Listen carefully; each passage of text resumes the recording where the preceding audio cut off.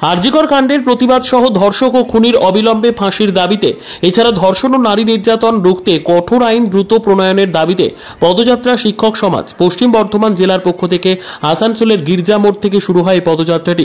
বাজার কলকাতা পর্যন্ত এই প্রতিবাদ মিছিল হয়। কাজল মিত্রের রিপোর্ট, নিউজ সমাজিতৈষী।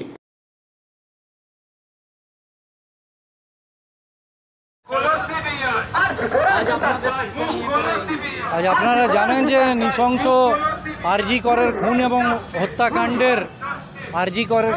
হত্যাকাণ্ডের প্রতিবাদে আজকে আমাদের পশ্চিম বর্ধমান জেলা শিক্ষক সমাজের পক্ষ থেকে এক প্রতিবাদ মিছিল বার করা হয়েছে, যেখানে আমাদের দাবি যে অবিলম্বে যে অপরাজিতা বিলটা পেশ করা হয়েছে রাজ্য বিধানসভায়, সেটা যেন আইনে স্বীকৃতি পায় এবং সেটা কার্যকর করা, এবং একই সাথে দীর্ঘদিন ধরে 1 মাসের ওপর হয়ে গেছে সিবিআই তদন্ত ভার নিয়েছে।